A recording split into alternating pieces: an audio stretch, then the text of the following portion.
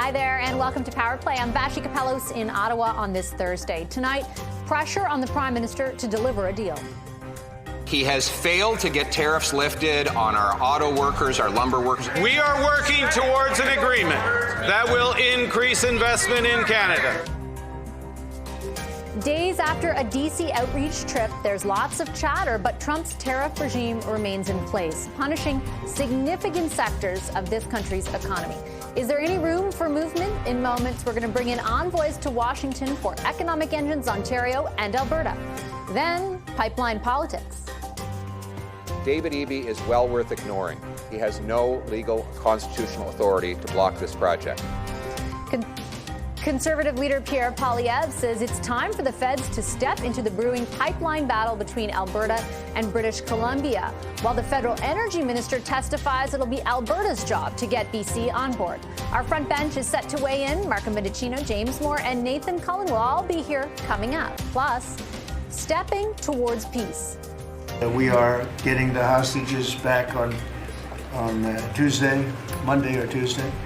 We're encouraged, but it's the first phase, and there's more to come.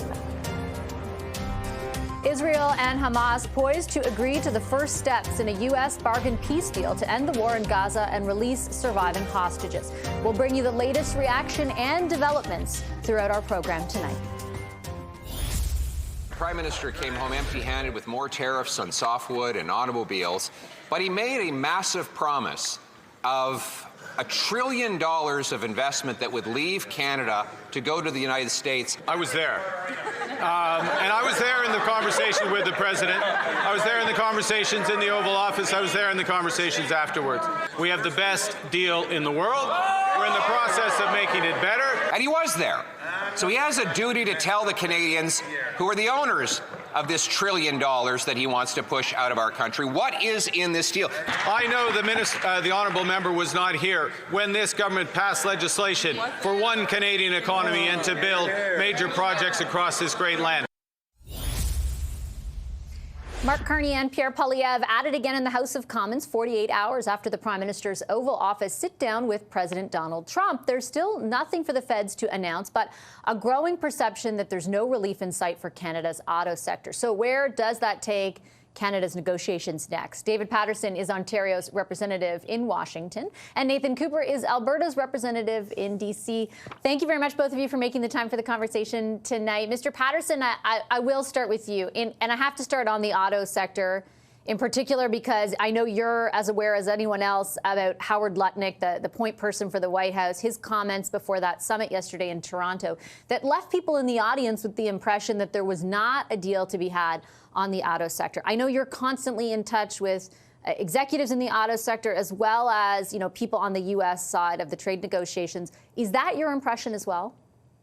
Well, I mean, I think Secretary Lutnick and the president have lots of disruptive aspirations and plans, and they evolve from day to day, and they love bargaining and the like. I think what we heard from the secretary, we've been hearing in Washington for months, and we understand those bold aspirations, but sometimes they run up against the rules of physics and their own self-interest. And I think in the case of automotive, some of the notional claims of moving manufacturing to the United States is not going to happen. But we do need to get on with the negotiations around reducing the tariffs in these Section 232 sectoral tariffs. And steel and aluminum are a good place to start. It seems the federal government is taking a couple of bites at a time. And I know they have indicated there's more to come. But for the people working in the auto sector, we need to know that we're going to continue working on that area too. Mr. Cooper, let me ask you more broadly. You heard Mr. Patterson mention steel and aluminum. Certainly we've heard the Prime Minister emerging from that meeting that took place a few days ago talk on a more frequent basis about possible relief there in exchange for something, though we're not exactly certain what. Do you have an impression, about the possibility of sectoral relief more broadly compared, like now, compared to a week ago, let's say? Can you detect or discern any difference? Well, I think it's important that the Prime Minister and the President are talking about these issues that are facing the Canadian economy. And obviously, from Alberta's perspective, we're having lots of very important conversations around energy. But we recognize that the tariffs that impact the auto sector, steel, aluminum, and others do present a significant challenge to the Canadian economy. And that's why the Premier has been very focused from the beginning on talking to Americans and talking to the administration to really talk about the importance of why are these things challenging for the American economy, and how can we in Alberta help be part of the solution to some of the challenges that America's facing, whether it's on steel and aluminum or whether it's on energy security. Alberta wants to be part of the solution, and Premier Smith has been consistent from the beginning on that particular issue. Let me follow up very quickly, if I could, with you, Mr. Cooper, and ask, do you detect any more openness to exactly what you described from the U.S. side? You know, I think the Americans have always been willing to talk about how we can work together. Now, I appreciate that there are barriers that are in place, but continuing to talk about how we remove those barriers, how Alberta can be part of the energy solution in the United States are important conversations to have. I think the relationship between the president and the prime minister is certainly better today than it was 3 months ago. And this is a positive for the country. And Premier Smith continues to advocate here in the United States, along with our office in Washington, for an approach that's going to find good solutions for all of Canada, but also one that puts energy at the front of that conversation. And I have a few more questions for you in a few moments about energy. But Mr. Patterson, I wanted to get your take as well, because we've been checking in with you throughout this entire process. If you compare, the prospect of some sort of agreement now, or sectoral relief, even to be more specific now, versus even 6 months ago, what would you tell Canadians who are very anxiously awaiting some news on that front about your sense? Well, yeah, I mean, I agree with Nathan. I mean, the only thing between me and Nathan is a wall in the embassy. We are all working together to support the Prime Minister. Obviously, the rapport is as good as, if not better than, any world leader with the president. That matters in terms of dealing with these issues in the United States. We've been waiting a long time to be able to make specific progress on reducing tariffs or finding relief for these key sectors. And at the same time, the number of these, what we call Section 232 or sectoral tariffs, has been growing and expanding. So, for example, in the steel industry, we've had what we call derivative products added to it, and it's catching more and more of our companies that either can't make investments or the like. So it's important that we not only have good meetings, but that we get outcomes. We're focusing, it seems, first on steel and aluminum. That's good. Frankly, aluminum, it makes no sense to have a tariff on aluminum. We have the affordable aluminum that America absolutely needs. Steel, we really want to see some progress in that area, but we've got to add to that protection in a variety of other areas, automotive first and foremost. And we will make progress, I think, when we get deeper into that and Americans realize that we are their biggest market. It would be absolutely ridiculous to try and move manufacturing to the United States. Canada buys about 35% of all the exported vehicles of the United States, and some 75% of all the heavy-duty trucks, farm equipment that the United States exports. We're their biggest customer. The last thing that the workers in those plants that export to Canada need is to be laid off because Canada turns its back on those markets, on those exports from the United States. And so it's a two-way street, has been for many years in manufactured trade, where we make things together, and the light will go on eventually and we'll get this solved. I'm going to follow up just very quickly on that, because I understand those facts as you laid them out. Canadians understand those facts as you lay them out. But those facts have been there since the beginning, and the president has turned, a blind eye to them. why do you have any confidence that they will land at some point? And I guess, like, what informs that? Because the rest of us, I think, feel, based on what we hear from the president, that that's not the case.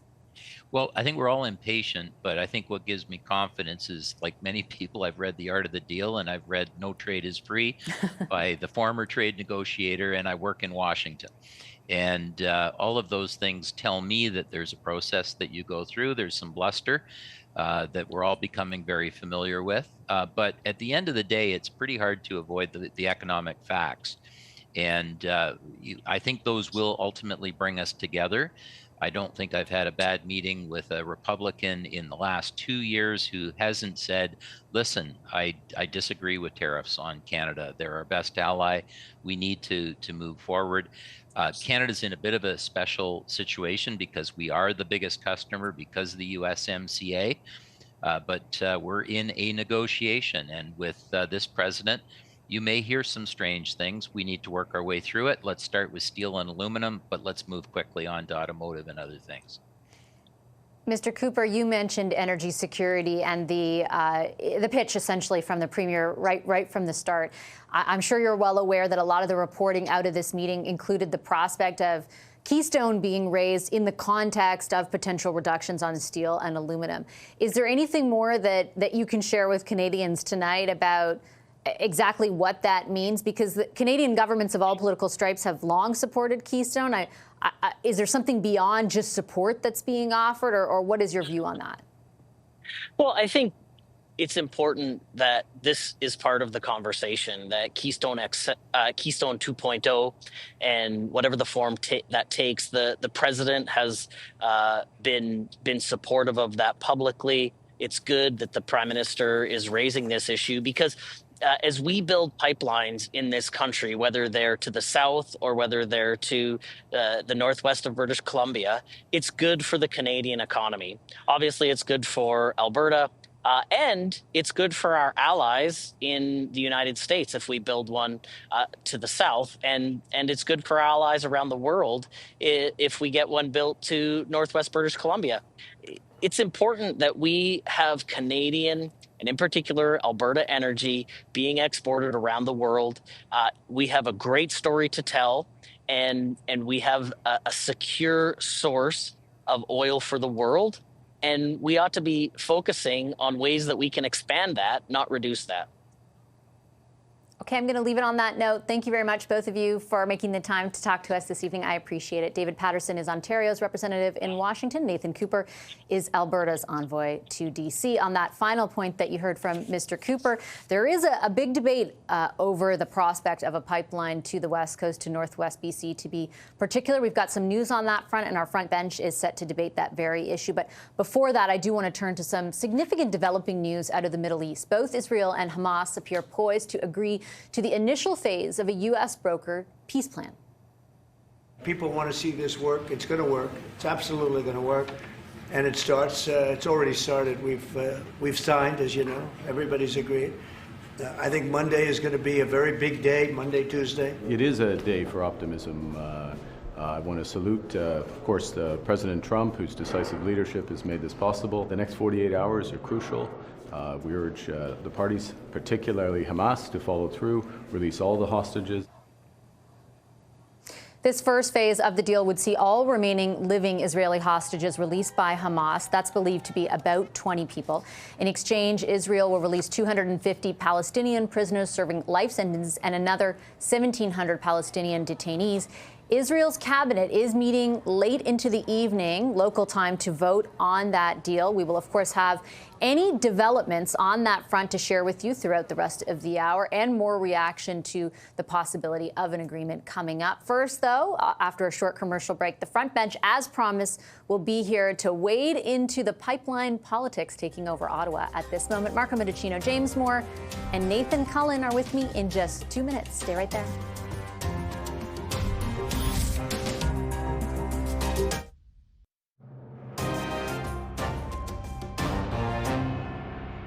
What we have said is to build, you need support of the jurisdiction you build through, and you need the support of First Nations. The proponent in this case, the province of Alberta, needs to get to attract that if they want to build. That's something between the province of Alberta and the province of British Columbia. We've said we will be a constructive participant in that three-way discussion. The province of Alberta has some work to do. Federal Energy Minister Tim Hodgson taking questions in the Senate this afternoon, saying it's up to Alberta to work out any issues it has with British Columbia over a pipeline pitch from Alberta's oil sands to BC's northern coast. Conservative leader Pierre Poilievre, on the other hand, says it's up to the feds to take action. This is exclusively a federal decision. So David Eby is well worth ignoring. He has no legal and constitutional authority to block this project. It's all up to the federal government. The federal government and Mark Carney need to do only one thing to make it happen. Get out of the way. And we'll remind you that Alberta Premier Danielle Smith and BC Premier David Eby have been fighting it out over the pipeline pitch that Smith wants and Eby opposes, including right here on this program. Have a listen. He began it, and I hope he dials his rhetoric back, because I'll be very frank about what I think of premiers who are trying to block other premiers from getting their products to market. So I would say that I think he went a little bit far yesterday. I hope he's regretting it. I find that very aggravating, that we have tens of thousands of jobs for Canadians from coast to coast to coast. That's who worked on the first phase of LNG Canada Phase 1, that are being put at risk by, frankly, what is political posturing out of Alberta. Lots for us to unpack with our front bench. With me this evening, Marco Medicino is former Chief of Staff to Prime Minister Mark Carney, as well as a former Liberal Cabinet Minister. CTV political analyst and former Conservative Industry Minister James Moore is with us. He's now a policy advisor at Edelman. And former NDP MP and BC Minister Nathan Cullen is here as well. He's now a senior advisor at Strategy Corp. Hi, everybody. Very nice to see you tonight. Very happy to have two people from BC on the panel. Nathan, I will start with you in that vein.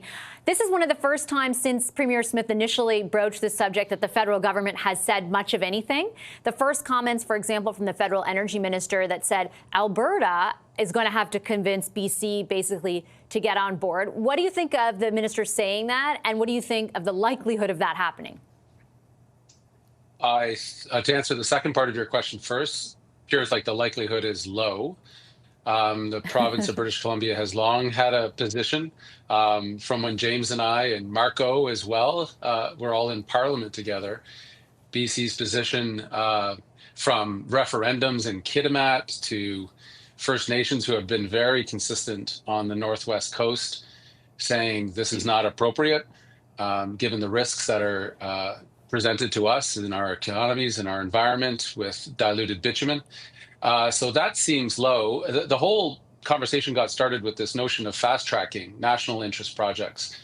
And in that bill and in the rhetoric that the federal government presented that Mr. Poilievre supported was this notion of gaining support of the jurisdiction for any of the projects that were to appear on the list, as well as support and implication of First Nations. Coastal First Nations just recently, a few weeks ago, sent a letter to all involved saying that they do not have that support. So I think that's what's frustrating the Premier in British Columbia, is that we're taking up a lot of time over a 50-year long negotiation and a controversial project. Meanwhile, we have tens of billions of dollars in projects going into northwestern BC in particular, but BC more generally, that do have support of First Nations, do have support of the jurisdiction of BC, and benefit Alberta in lots of ways. And so Alberta's exporting record amounts of oil today. Like they're doing pretty well. We already bought them a pipeline to the West Coast that cost a lot of money. And it seems like it's putting a lot of things at risk, including relationships, with this fantasy of a provincially backed pipeline project with no proponents willing to put any cash on the table. In both the Premier Smith and Premier Eby's case, James, like the positions, having interviewed both of them this week, feel very intractable, which is why I think all the strategy discussions have focused on what will the Prime Minister do, which is why I flagged that clip today from the Federal Minister of Energy, because Danielle Smith, for example, has been like, you've got to tell me by middle of November. She said that the Prime Minister committed to some sort of answer of sorts by then. And today it did not sound like that was necessarily going to be the case. What strikes me is not the contrast between Premiers Smith and Eby. What actually strikes me is the contrast between Minister Hodgson and, frankly, Prime Minister Carney. When Prime Minister Carney announced his 5 major projects that he was supporting, that was a very long press conference. I think it was like 45 minutes of him speaking, 15 minutes of Q&A. In the 45 minutes thereabouts where he spoke, he talked about each of those 5 projects in real detail. He talked about the upstream benefits of them and what this will mean for in terms of economic growth and diversification and the opportunities. But he owned those 5 projects, and he said there's going to be another tranche of 5 projects. What you saw from Minister Hodgson on when it comes to oil to pipeline to the West Coast was clearly if the provinces need to sort of sort this out. If there's going to be a pipeline from Alberta to the West Coast of British Columbia, the Prime Minister has to be as invested in it rhetorically and politically as he was in those first 5 projects that he announced of his major projects. He needs to say, this is critical for national infrastructure, it's critical for economic security, it's critical for us to decouple from the United States, and we're going to get this done in a way that's environmentally responsible, that will engage Indigenous partnership, and that we will lift the tanker ban and we will do what's necessary. If they're not going to lift the tanker ban and the Prime Minister is not going to put his political capital on the table behind a project, and Minister Hodgson is now going to say the provinces need to sort it out first, then that means this is not going to happen. That you're going to have an intractable fight between Premier Smith and Eby, which, by the way, might benefit each of them politically in their provinces and within their political parties, but it means that a pipeline is not going to get built. If the Prime Minister is not in favor of it, if he's not going to lift the tanker ban, if he's not going to lean into it, it's not going to happen. Do you think politically, Marco, and I don't know where the Prime Minister falls on this particular project. I know in general, I have asked him about, in principle, do you support additional pipeline capacity or export capacity? He said yes, but never has the specific question of this one, which is more politically fraught, for example, at the moment than Keystone. Never has he answered a specific question on that. Do you think he will have to politically take a position one way or the other on the prospect of this? Well, I think by definition, and given the passage of C5, which is all about approving major projects that are in the national interest, as long as there is a proponent that will back this new proposed oil pipeline, and that is part of the work that I think that Minister Hodgson was referring to, then yes, there will be a decision that needs to be taken. But I think everyone can be very assured that the Prime Minister, Minister Hodgson, and all of the government are laser-like focused when it comes to developing energy corridors that will get our resources to market. The One Project, One Review is designed to reduce the red tape that has been a speed bump in achieving that goal. And by going to Alberta now, I think, Vashi, 10 times since the Prime Minister has become leader of the government, he is definitely demonstrating a commitment to the West. He is demonstrating a commitment to work with Premier Smith, Premier Eby as well, and to get things done. And I know that that is going to be the subject of ongoing work, but there is an appetite to do these big projects, no doubt about it. And certainly that's what the Prime Minister and the federal government have emphasized since they were elected, Nathan. But I also would acknowledge, like, every time they get a question about a possible pipeline, their response is kind of like, but we support we want to develop resources. Where, in principle, this is how we feel on a broad basis, but this is just a hypothetical. Like, I think that is tacitly acknowledging what we have seen play out between the two premiers, which is, this is a political flashpoint, right? Like, it is divisive politically. It is not as easy to get people to sign on to as LNG Phase 2. And therefore, like, that question will keep coming up. Do you think they need to express a position one way or the other sooner rather than later, or do they have time? Well, they've imposed their own deadlines on getting these things onto this list. That Grey Cup has suddenly become an important moment. I just don't know how you could put this project on the list. I really don't. I mean, just by their own standards of the legislation they passed just a few months ago, they gave a great deal of assurances to the provinces and particularly to First Nations to say, we're going to build projects that are in the national interest and that have support, rather than try to force projects through, which it kind of was the experience here in northwestern BC when Northern Gateway, the last attempt to put oil on the north coast, came through. The company ended up spending a lot of money, burning a lot of political capital of their own, trying to get this project against the wishes of people who happen to live here, including the people at the terminus and along the way, and it was politically fraught. And I think the Premier of British Columbia's point is that you've got a lot going on, not just in BC, but particularly in this region, right? The enormous mineral opportunities, the LNG file, and some of those are difficult for people in the region to contain because they have a lot of impacts. Why would you go and start kicking the hornet's nest with suggesting something that we have looked at for generations, literally generations of people saying, do we want oil to come through the north coast of BC and try to ship off our north in our northern waters? And the answer has been resoundingly no of the people who live here. So why threaten all of these things that we're supporting with something that you know we don't, and federal legislation stands in the way, as James said, with the North Coast tanker ban, which was passed by Parliament just a few years ago. So it just seems nonsensical, especially when Alberta is not being pinched right now. And they could add another 300,000 barrels to the pipeline the Canadian taxpayers already bought them that goes into, well, near James's house. Why not add into capacity on things you've already spent money on, rather than spend hundreds of millions more on a project that doesn't have First Nation support, doesn't have the support of the province, and is going to be years and years and years of fighting and probably never get built anyways.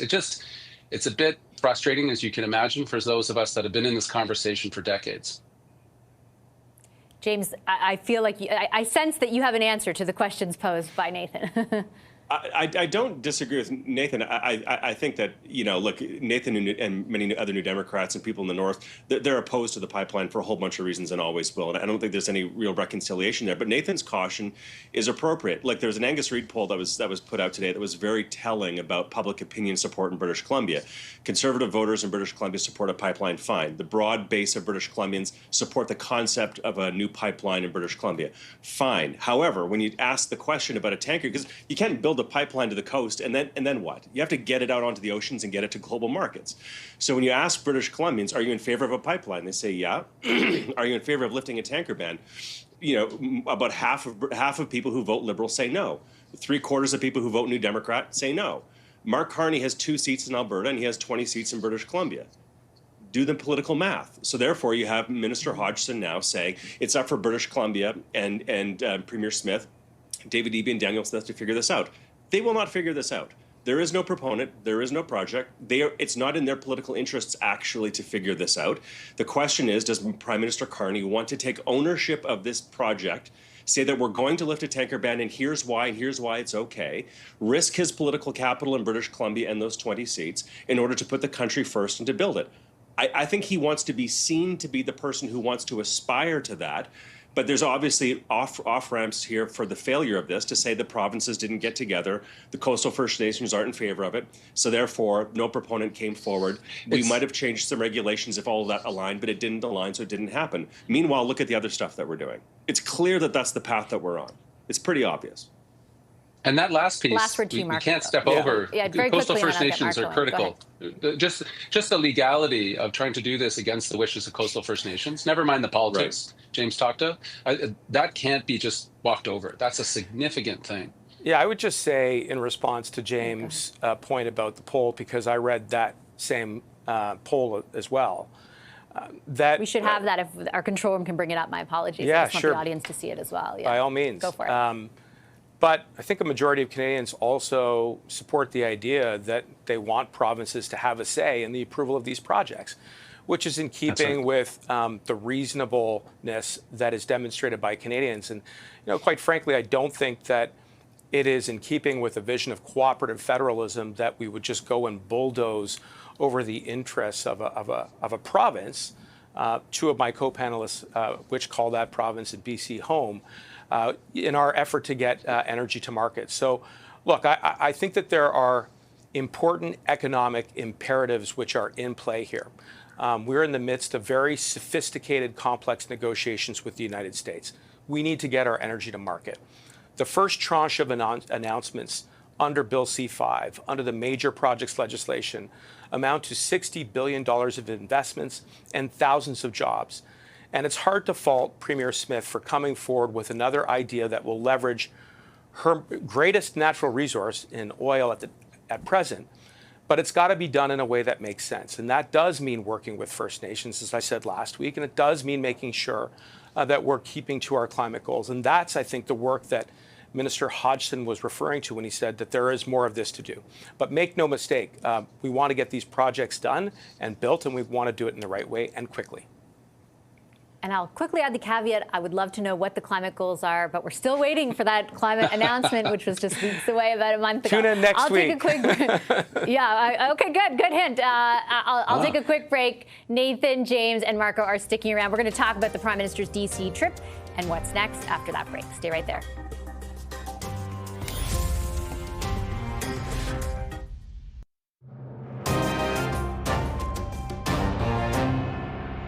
He has failed to get tariffs lifted on our auto workers, our lumber workers, after thousands have lost their jobs, after he created the second highest unemployment and the worst growth in the entire G7. He's committing $1 trillion Canadian investment dollars to head south of the U.S.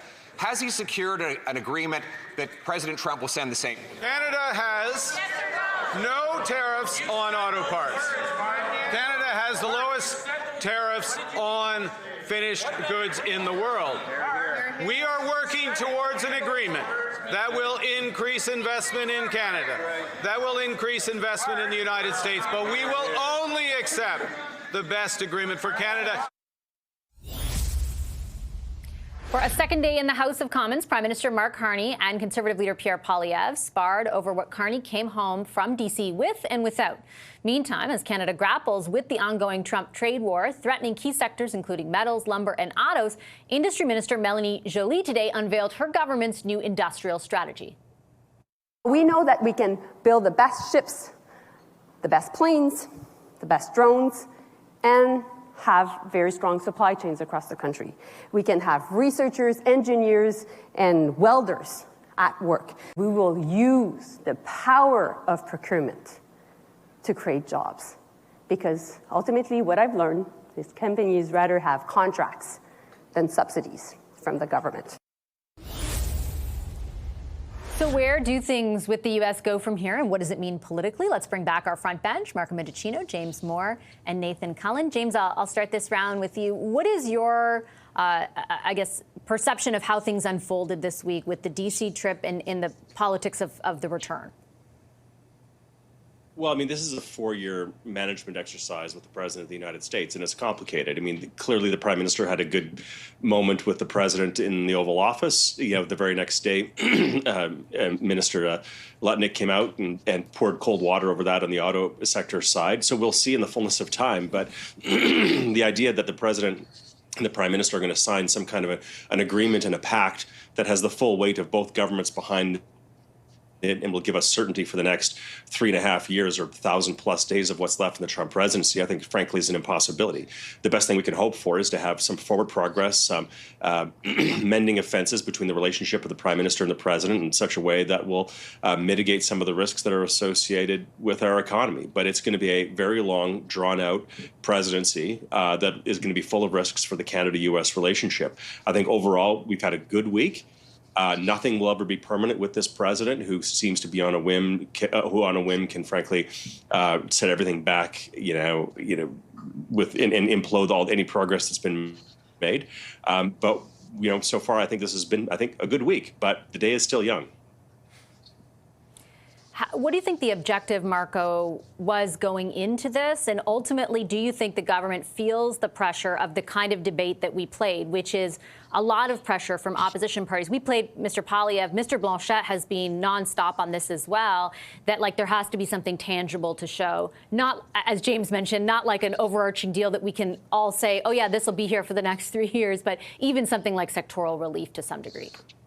I think the objective was to move the ball down the field, and I think that the Prime Minister advanced that objective, and James is quite right. It was a high watermark for the President of the United States, Donald Trump, to say that we've got a world-class leader in Mark Carney, that we've got a very, very solid, strong Prime Minister, that, frankly, he's a tough negotiator. And what does that mean?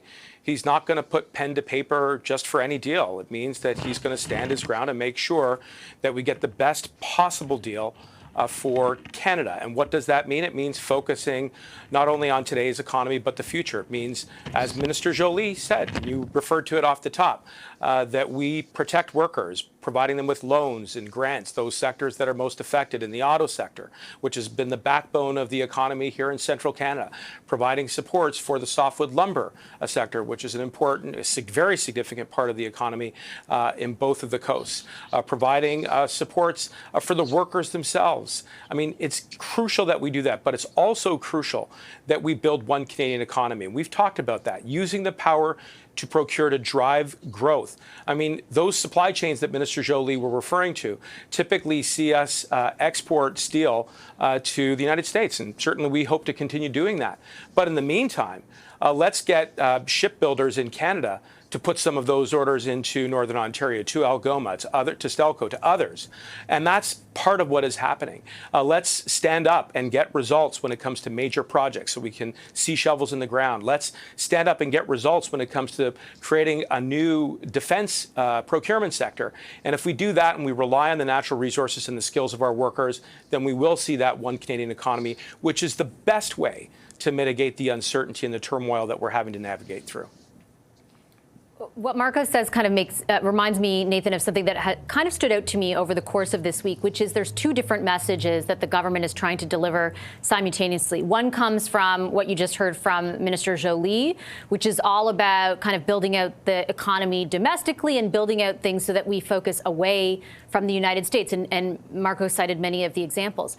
But the other came during the White House visit, where you heard on a number of occasions the Prime Minister kind of pitch the idea that actually we would become more integrated as far as investment goes, or as far as defense and security goes, like we would, and energy. Energy security was another thing he talked more about, like further integration, further interdependence. We can work together in those areas. I understand like the logic behind both of those things, but from a communications perspective, is it difficult to square that circle? Well, yes, it's the short answer, because the Prime Minister is managing at least several things at once. One is Canadians' expectations. I think the Liberals, maybe mistakenly or more hopefully, raised the idea that this trip would lead to the relief of some of those tariffs. As that started to become clear that it wasn't going to happen, then we moved to the managing of the president himself. As James has well said, this is a very challenging person to deal with for a whole variety of reasons, some psychological as much as economic. But the point of the exercise for Mr. Carney seems to be get along with the president, which he's doing. They seem to like each other, which is a big step up. Trump still can't help but talk about Trudeau, who's no longer here, but he really didn't like him much. The second, though, is to get results for Canadians. All those people going to work in all of these industries that are being impacted by Trump's tariffs, when the pink slips start coming, and they have in some places, they're going to be looking to their government to say, what are you doing about it? You're going down, you're being nice. We took all of our tariffs off. We've given up a bunch of concessions. At some point, he's going to need to get something out. Raising Keystone was an interesting move, right? That is this something that the president wants? As we just spent the first half of our show talking about decoupling ourselves from the U.S., there's the Prime Minister going into the White House, into the Oval Office to say, hey, you want another pipeline? It's a bit betwixt and between. I don't know if you can sustain it, to be honest, because of course, we're going to be connected to the U.S. economy. Of course, it's going to be managed and difficult over the next few years. And of course, we need to get more integrated with the rest of the world and better within provinces. That's a lot of messages to run at once, which is difficult for a government to do, because people want a little consistency, which is not unreasonable expectation.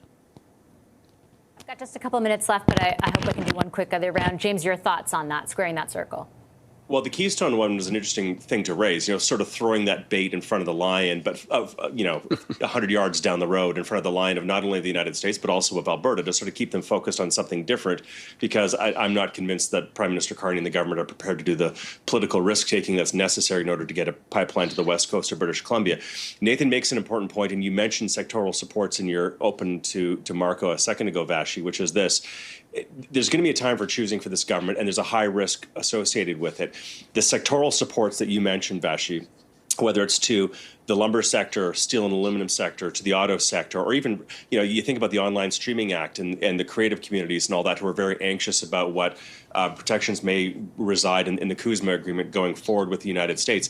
If the government does start doling out supports on a sectoral basis to different folks who are impacted by President Trump's actions on either the tariff side or the CUSMA side, it won't take very long for the ambassador in Ottawa, the American ambassador in Ottawa, or for others in sectors in the United States to start saying, hey, look, the Canadians are at it again. They're not acting in good conscience. And so you get this cat and mouse game about, Donald Trump puts in tariffs, we respond, we would lower our tariffs, but we give sectoral support either to workers or to industries. Then Donald Trump says, aha, see, they weren't acting in good faith, and around we go, and around we go. So those sectors who may be getting support in the coming federal budget, they need to start thinking about their communications plan and what the government's plan is going to be, because those sectoral supports that a lot of people want to see happen in order to mitigate the impact of the Donald Trump tariffs and his approach to things, those items may very well be used to trigger Donald Trump for more tariff action or more trade action in the next 3+ years of the Trump presidency. So we've got to be very careful about how we do this and how it's seen by the administration. Just got 30 seconds left. Marco, last word to you. Well, I would say that securing the best possible deal in a completely ruptured and newly calibrated world when it comes to trade is completely consistent with the one Canadian economy vision of the Prime Minister. And it does not mean closing the door, but rather exploiting all of the potential opportunities that exist when it comes to trading with our #1 partner in the United States, including in energy. Meanwhile, we do need to be focused on doing all the things that I've mentioned. So getting major projects, shovels in the ground, making sure that we reduce internal trade so that we are doing east to west for Canadians, and also providing supports to workers. And that has to be at the top of our mind. At the end of the day, we talk about numbers in the aggregate. We throw out these numbers. But frankly, it is the workers who are feeling it right now. And that's why those supports are crucial. So if we do that, those two messages are, I think, completely consistent. And that is the focus of the government. All right, I got to leave it there. Thank you very much, all three of you. I appreciate making time for the discussion. Nathan Cullen, James Moore, and Marco Mendicino, our front bench. Still ahead, the latest developments out of the Middle East. We're back in a moment right here on Power Play.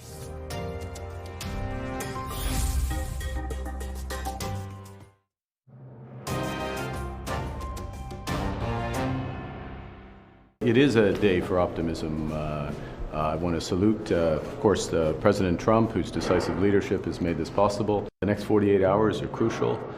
We urge the parties, particularly Hamas, to follow through, release all the hostages. The work is ongoing.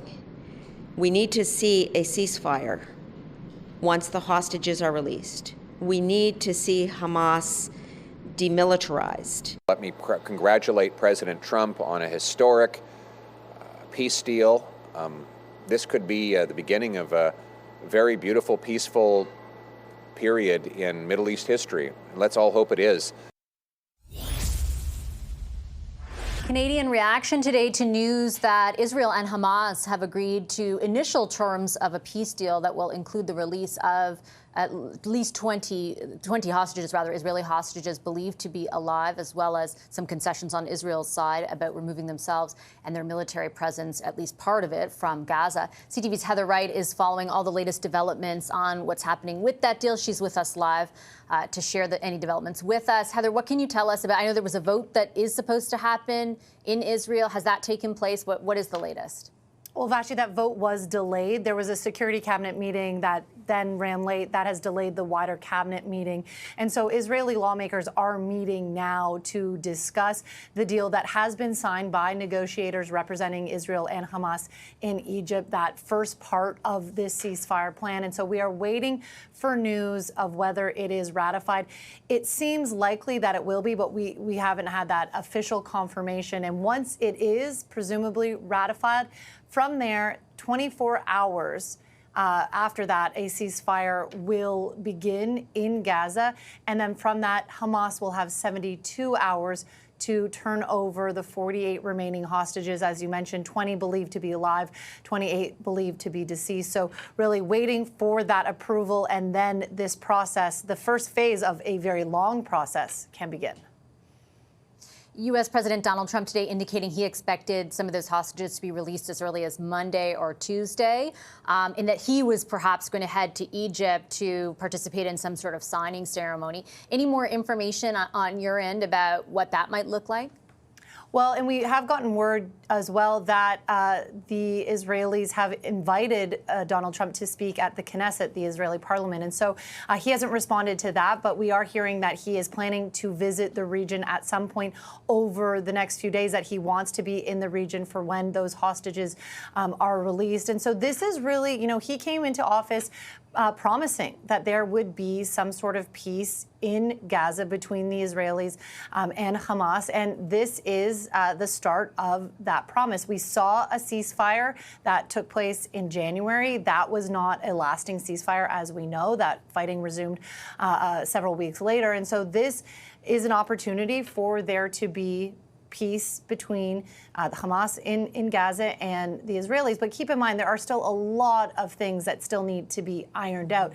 While the first part of this phase is going to be implemented over the coming days, the more contentious issues still have not been agreed to. One of them being Israel's demand for Hamas to disarm.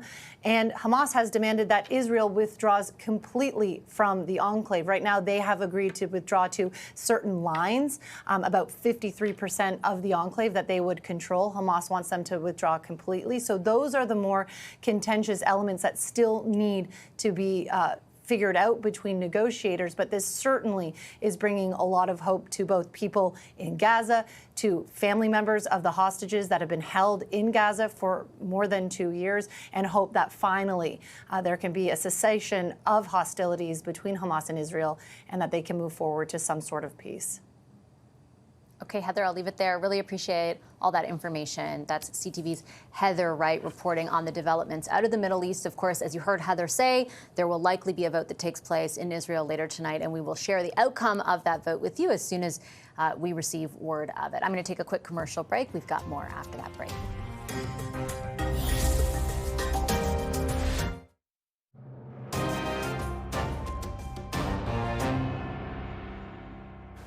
When Alberta comes to the table with their pipeline proponent, how long will it take you to confirm if it meets the considerations for national interest? I can't answer that with any credibility. I've 39 days in the program here. I've got lots of work to do to figure out how to do that. My aspiration would be 4 to 5 months to determine if it's a project that should be designated. That clip very much constitutes our takeaway tonight. That's Don Farrell, who is heading up the Major Projects Office for the federal government. If that name sounds familiar, it's because it is. It is the office that will essentially determine which major projects in this country are deemed in the national interest and then expedite the approval process. That's where that pipeline fight between Alberta and BC becomes so significant. As you heard from Don Farrell, the process through which once an application is made and a potential approval could happen could last as long as 5 months. Remember, Premier Danielle Smith out of Alberta has told the federal government that she wants, or the Prime Minister more specifically, that she wants an answer on the prospect of a pipeline carrying Alberta bitumen to BC's northwest coast by mid-November, by the Grey Cup, when the Prime Minister has indicated that second tranche of major projects will be in another list. I'm going to leave Power Play there. Thanks so much for watching. Have a wonderful rest of your evening. I'm back to close.